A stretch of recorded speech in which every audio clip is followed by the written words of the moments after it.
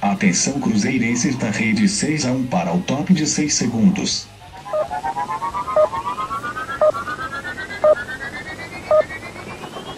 E aí galera, tudo bem com vocês? Estamos aqui para fazer aí o primeiro 6-1 Responde de 2018, né? O quadro onde incrivelmente vocês mandam perguntas nos comentários e eu respondo. E assim vamos alimentando os próximos vídeos. Vou tentar fazer esse vídeo com mais frequência, talvez semanalmente ou quinzenal, porque tem mais de um mês que eu postei o último. Mas agora vai então. Então fiquem à vontade para deixar aí suas perguntas nos comentários. Obviamente para você ver o vídeo, né? Para saber o que já foi perguntado nesse e não perguntar de novo a mesma coisa, porque acontece também. E peço também que deixe o like, que se inscreva no canal, que ative as notificações, esses esquemas todo aí, que siga nas redes sociais, estão todos aí na descrição, Instagram, não sei o que e tal. E tamo junto, vamos então para a primeira pergunta, porque não há motivos para enrolação. Nação Celeste perguntou: qual foi seu melhor ano que você viu o Cruzeiro jogando muito bem? Ô Nação, obrigado aí pela pergunta. Sem dúvida foi 2003, cara. Assim, disparado como o melhor ano, porque o Cruzeiro era muito superior aos outros times. Acho que foi muito marcante mesmo a forma como a gente conquistou 3 títulos na temporada. E o Cruzeiro nunca tinha sido campeão brasileiro, então isso foi muito especial. Eu era moleque ainda, mas realmente é a grande lembrança que eu tenho de um time do Cruzeiro vencedor, superior, assim, que atropelou todo mundo. Mais recentemente, em 2014, eu acho que o Cruzeiro era muito bom. Em 2013 foi até mais surpreendente, mais brilhante e tudo mais, porque o Cruzeiro não tinha um elenco assim tão bom. Mas em 2014 o elenco do Cruzeiro foi montado para ganhar mesmo, assim. Eu acho que foi um pecado a gente ter perdido aquela Libertadores, assim, a gente merecia melhor sorte, mas acaba que demos mole também naqueles jogos lá contra o São Lourenço, né? Foi o time do Papa.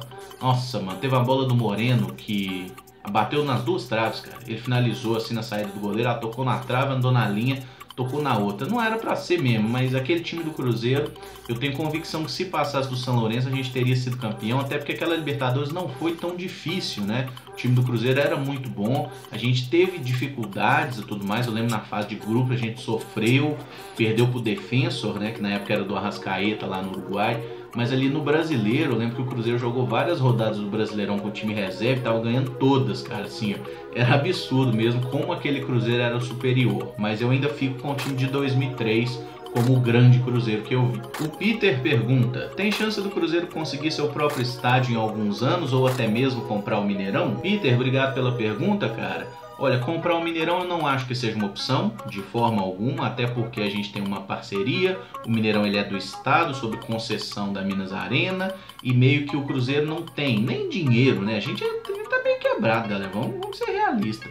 Então, assim, não vejo nenhuma possibilidade do Cruzeiro conseguir algo assim, e construir um estádio, eu até já falei sobre isso em vídeo, eu acho que se o Cruzeiro tivesse condição de construir um estádio pequeno, para no máximo 30 mil pessoas, num terreno que já tenha, tipo a Toca 1, acho que nem é possível, questão de logística, de trânsito, mas acho que nem é possível, tá? Até porque construir algo assim depende muito do governo, da prefeitura também, de liberar, né, os alvarás de construção e tudo mais. Mas eu acho que se houvesse essa possibilidade seria legal. Assim como se conseguisse uma parceria com alguma empresa, naming rights e tudo mais, para que bancasse boa parte dessa construção. Porém, eu não vejo nada disso acontecendo, eu acho que o Cruzeiro vai continuar jogando no Mineirão. E o que eu vislumbro assim que seria interessante seria o Cruzeiro conseguir negociar com a Minas Arena para melhorar esse contrato, porque a gente hoje paga muito para jogar no Mineirão e, como já falaram várias vezes, públicos abaixo de 30 mil, o Cruzeiro tem prejuízo jogando no Mineirão.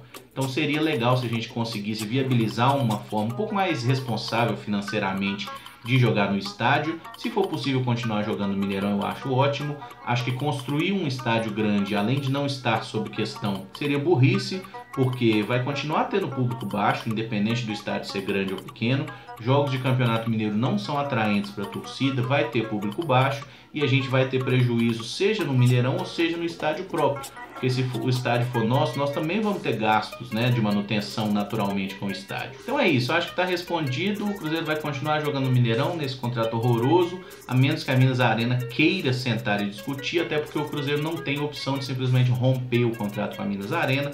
Acredito que a multa seja alta para caso uma das partes queira rescindir, e até por isso acho que o Cruzeiro também vai querer continuar jogando no Mineirão, até porque o Mineirão é a nossa casa mesmo. Então, se for para construir outro estádio assim, eu acho que tem que ser uma coisa muito pontual mesmo. O André Barbarella pergunta: o Fábio no Cruzeiro foi melhor que o Dida? Fábio, valeu a pergunta, cara. Pra mim não, pra mim o Dida é o melhor goleiro que eu vi com a camisa do Cruzeiro, até o momento continua sendo, e acho muito improvável que não só o Fábio, como qualquer outro goleiro supere o que eu vi do Dida, especialmente pela forma como ele foi decisivo nas conquistas da Copa do Brasil de 96 e na Libertadores de 97, sendo realmente o herói das conquistas. O Fábio conseguiu aí subir muito, pelo menos no meu conceito, com essa Copa do Brasil agora, onde ele foi decisivo na semifinal e na final, mas o Dida para mim ainda está em mais alta conta, por mais que a maioria possa pensar o contrário. Para mim é o Dida e isso é uma coisa individual, cada um pensa como quiser. Command Ghost Games mandou aqui: qual foi o título com maior emoção para você? Comandante aí, muito obrigado pela pergunta. Cara, até poucos meses atrás eu diria sem sombra de dúvida que foi a Copa do Brasil 2000, até por todo o caráter épico que teve, da conquista com virada nos últimos minutos, o André defendendo bola com o sovaco lá do Marcelinho Paraíba, na última bola do jogo, o Clebão tirando em cima da linha e tudo mais. Acho que ainda é, né, o título mais épico. Mas essa Copa do Brasil, assim, em emoção, essa Copa do Brasil 2017, eu acho que chegou perto, cara, assim, chegou num patamar parecido, até pela forma como foi sofrida, com jogos complicados. Desde o São Paulo foi muito difícil, a Chapecoense com um sofrimento desgraçado, o Palmeiras, o Grêmio, o Flamengo na final, ganhando só nos pênaltis. Então, assim, foi uma conquista muito emocionante e muito longa, né? Basicamente, a gente sofreu aí 5 fases seguidas, jogando contra alguns clubes melhores que o nosso, pelo menos na minha visão, como Flamengo e Palmeiras, o Grêmio, que também estava jogando muita bola na época, e a gente conseguiu derrubar 1-1 com muita raça, com muita perseverança, até eu diria sendo mais competente mesmo, que a competência é o que decide jogos de futebol. E o Cruzeiro conseguiu ser campeão de uma forma muito emocionante, mas 2000 ainda fica na frente aí para mim na lista. O Rodrigo Assis faz a pergunta aqui: como um torcedor comum pode começar a ser influente no Cruzeiro? Como se tornar um conselheiro ou como fazer parte de algum cargo lá dentro? Preparador físico, fisioterapeuta, assistente, olheiro do clube, etc. Como entrar no mundo do futebol? Rodrigo, eu acho que aí é uma situação que você fez uma pergunta que tem diversas áreas. Por exemplo, para você ser preparador físico, fisioterapeuta, assistente, observador técnico, seja o que for, você tem que se especializar para isso, né? Você tem que ter qualificações, estudar, ter devidamente lá as pós-graduações e tudo mais. Você tem que construir a sua carreira independente do futebol. Aí você tendo essas condições, você passa a ter possibilidades então de entrar nesse meio, e aí depende muito do QI, né, cara? Não dá pra gente se enganar achando que é só você ser bom que você vai parar num clube. Normalmente o cara tem que conhecer alguém, ter indicações e tudo mais. Com relação a ser conselheiro, até onde eu saiba, você tem que primeiro ser sócio do clube, né? Não sócio do futebol, sócio do Cruzeiro mesmo, clube, né? O clube social lá, a piscina, aqueles trem lá, tudo uma quadra. Você tem que ser sócio por um tempo, depois de alguns anos como sócio, aí você pode se candidatar a ser conselheiro e tudo mais, mas é um processo meio lento e tudo mais, e sim, uma hora você consegue ser conselheiro. Daí a ser um cara que consegue ser efetivamente ali, digamos, mais ouvido lá dentro, né, das reuniões e tudo mais, ser um cara influente, até mesmo se candidatar a uma presidência do clube e tudo mais, assim, eu acho que já é um processo que depende muito mais de questões políticas, aí vai depender de você. Mas acredito que deu para explicar mais ou menos como funciona. Cada cargo que você citou tem a sua própria história e a sua forma de chegar. Mas esses cargos que são assim, por exemplo, o assistente técnico. Normalmente o assistente técnico, ele vem com o treinador, né? Então isso depende muito. Existe uma comissão técnica fixa do clube, mas ela é bem pequena, bem restrita mesmo.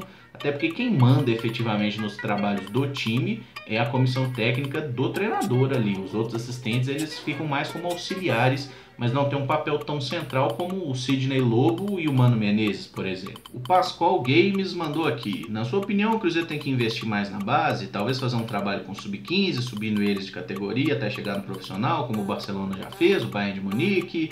Assim, fazendo que eles chegarem no profissional, já tem um estilo de jogo bem entrosados, pois jogam junto desde o sub-15. Pascoal, valeu a pergunta. Eu acho sim uma boa. Eu gostaria muito que o Cruzeiro fizesse isso. Pegasse uma safra de moleques, um treinador competente, falasse: olha aqui, nós vamos fazer com você um trabalho a longo prazo. Você vai pegar os moleques, conhecendo e montando o time e tudo mais, e agregando e inclusive acompanhando muitas vezes esse treinador, se for um cara que você realmente confia, que esse cara seja o treinador do time profissional para subir com os moleques, assim. Porque não adianta nada você fazer um trabalho todo, chega lá, é um treinador de um estilo confrontante, que não quer jogadores daquele estilo e vai mudar tudo. Eu acho que seria importante, mas aí, por exemplo, o Barcelona não subiu todo mundo de uma vez. O Barcelona foi montando o time da base, jogando de uma forma parecida com o time profissional. Isso eu acho importante, que as equipes de base joguem na mesma estrutura tática, na mesma forma, o mesmo ideal de jogo.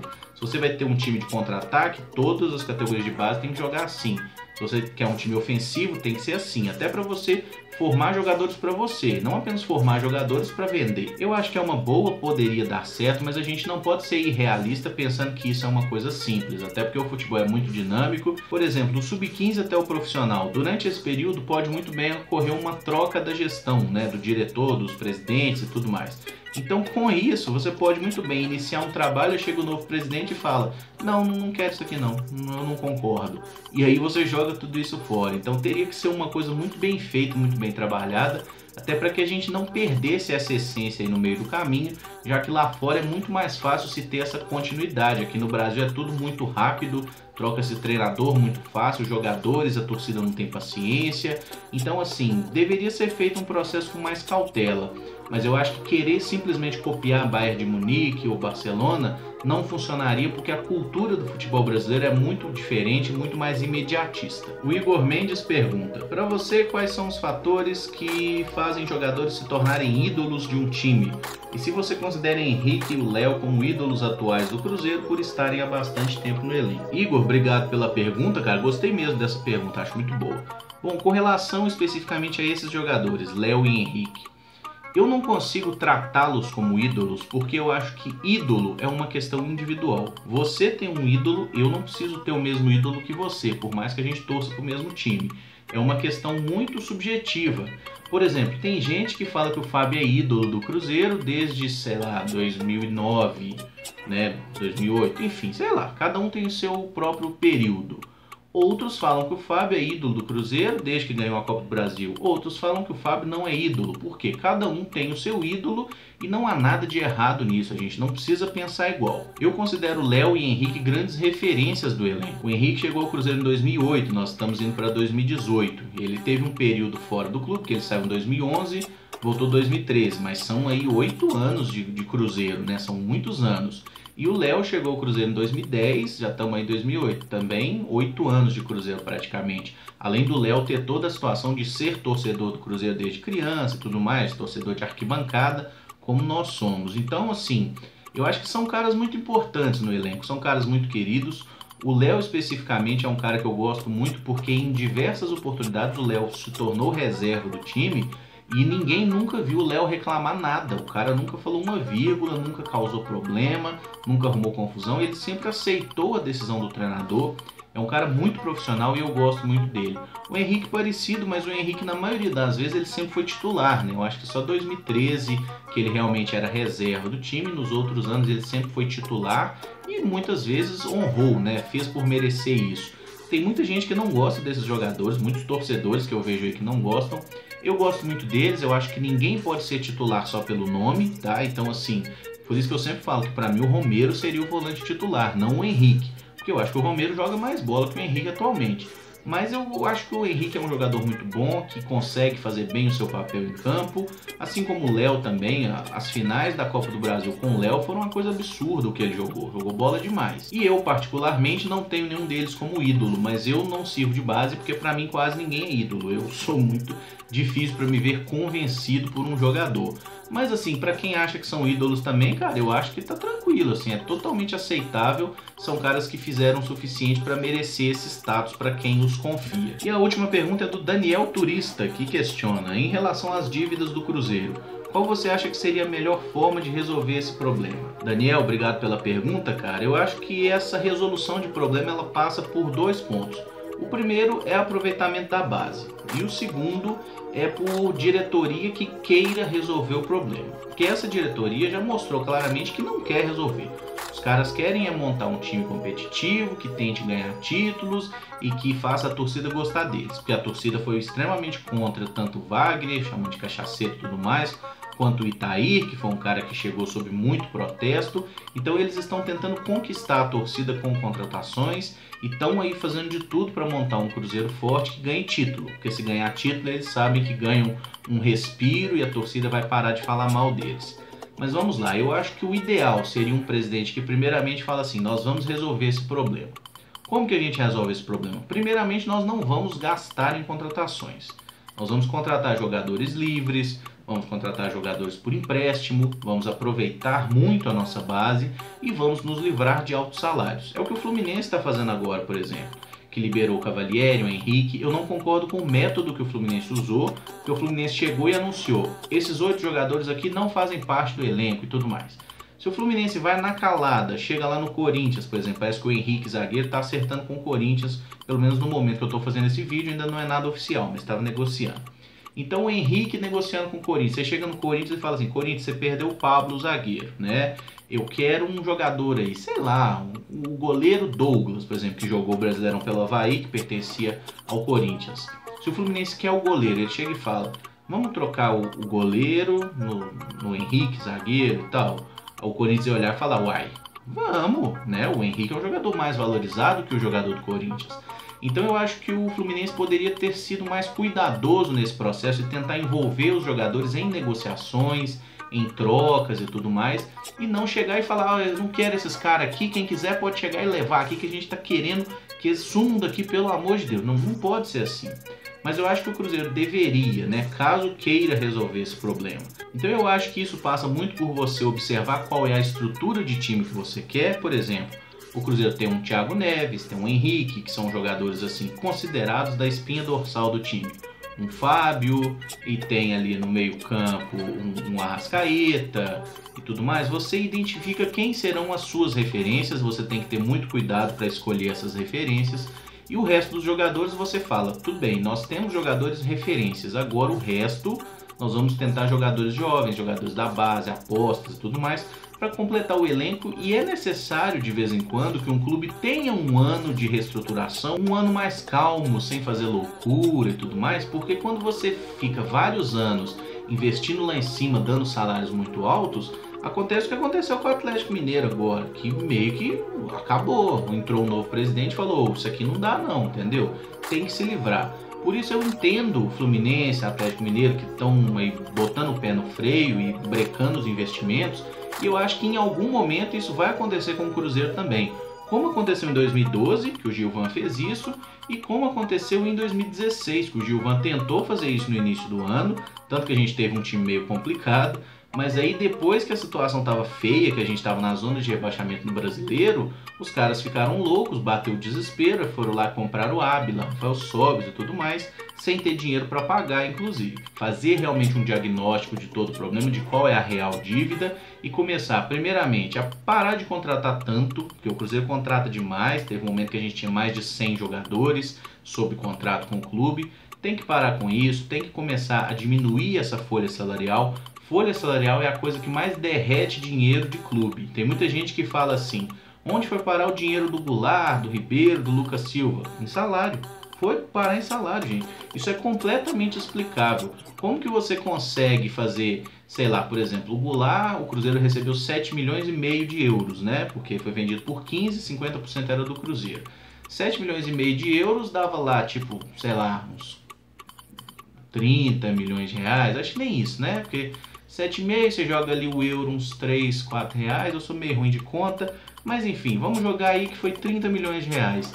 30 milhões de reais não era 3 meses da folha salarial do Cruzeiro em 2015, né? O Cruzeiro gastava, dizem, né, que gastava 12 milhões de reais por mês só em salário. Então, cara, isso aí realmente não vai funcionar. Se a sua folha salarial tá lá em cima, você vai ter problema e todo o dinheiro que entrar vai sumir rapidinho. É o que está acontecendo esse ano. Se a gente ficar com tanto jogador caro no elenco, vai dar merda, vai atrasar salário, não vai ter renda para pagar isso. Não adianta achar que título paga conta, que torcida paga conta, porque não paga. Você tem que planejar a renda de acordo com o que você vai receber, com certeza, não com o que você poderia receber se a torcida enchesse o estádio todo jogo, porque a torcida não enche o estádio todo jogo. Nenhuma torcida brasileira faz isso. Resumindo então, para resolver o problema de dívida, você tem que querer, primeiramente, você tem que parar de errar tanto em contratação, você tem que usar a sua base. Eu acho que esses são os 3 pilares. Eu falei que era 2, né? Mas enfim, acho que esses são os 3 grandes pilares aí para conseguir arrumar a situação financeira de um grande clube. E eu acredito que sim, é possível. O Cruzeiro esse ano fez contratações que dizem, né, não saíram aí, os gastos não saíram do bolso do Cruzeiro, falaram que o Bruno Silva, falaram que o David, que esses jogadores que envolveu dinheiro foram sempre com dinheiro de investidores, assim como parte do salário e também essa multa do Fred. Então assim, se a diretoria está falando isso, a gente deve acreditar. Eu acredito 100%? Não, porque eu não acho que existe investidor para dar 5 milhões de reais num Bruno Silva de 31 anos. Eu acho um pouco estranho, não faz muito sentido. Mas se eles estão falando que é assim que existe, então vamos acreditar, vamos confiar nisso e tomara que eles realmente estejam falando a verdade, porque se o Cruzeiro estiver agindo com mentira até com a própria torcida agora, aí a situação vai ficar complicada realmente a médio e longo prazo e os efeitos podem ser aí bem catastróficos pra gente. Mas enfim, finalizo esse vídeo aqui, acho que deu pra responder as perguntas aí e vocês deixem as de vocês aí, né? Fiquem à vontade pra perguntar que eu respondo no próximo vídeo, beleza? Galera, então deixa o like aí pra dar aquela fortalecida, se inscreve no canal caso não seja inscrito e usa os comentários tanto para dar as suas perguntas quanto seus comentários, beleza? Obrigado então por acompanhar, um abraço e até o próximo vídeo. Valeu!